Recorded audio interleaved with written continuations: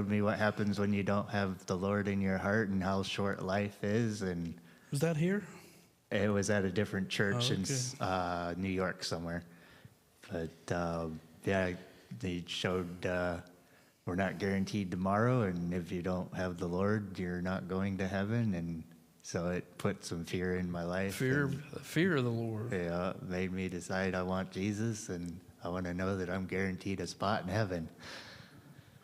There you go. Anybody else can articulate?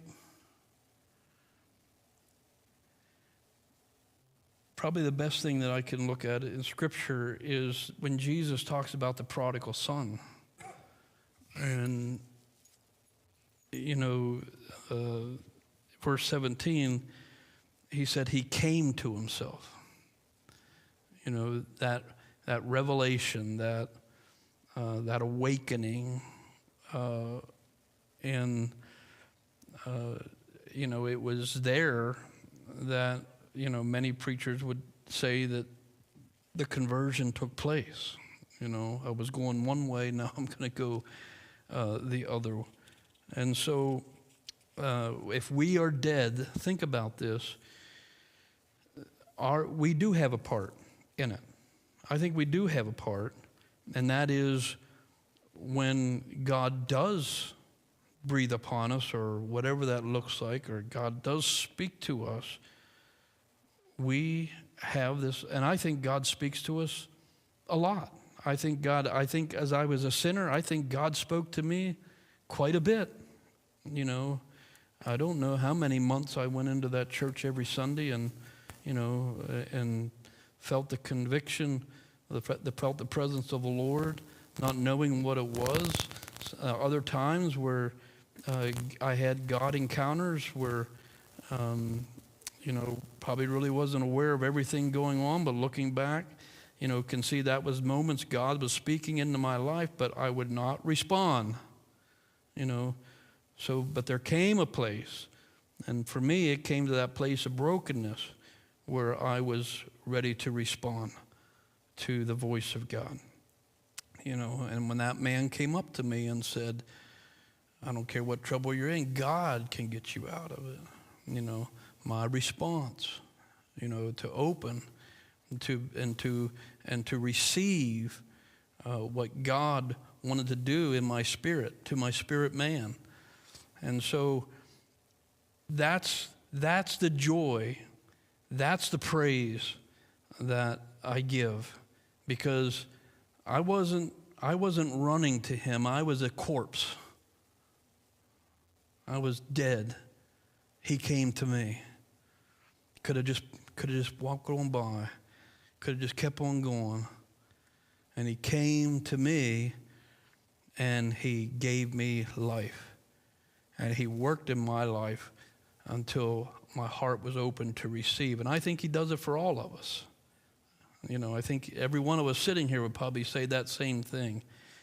But, I think of the words of Jesus, you didn't choose me, I chose you. And that's exactly what he did. And he, out of his love, we were all living in the graveyard, and God dug me up, and he did it for each and every one of us. And so that was our condition. That's where once we walked, we were followers. Verse 2 says, following the course of this world. So let me ask you this, because we have so many people there. We have loved ones who are probably following the course of this world. What is the course of the world? What would you consider to be the course of this world? We were once doing it.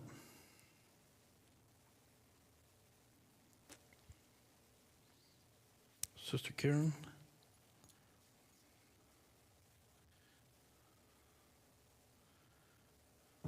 Living for ourselves, as far away from God as we can get to. Yeah, I think it could certainly be that. Anyone else?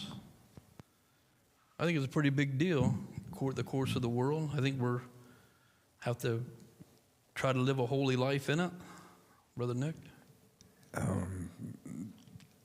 Pride, selfishness, and which goes along with living for yourself, Yeah. of course, obviously, and not caring about Yeah. like others and how they're affected by what you do. Yeah, I think it's really, really broad in scope. I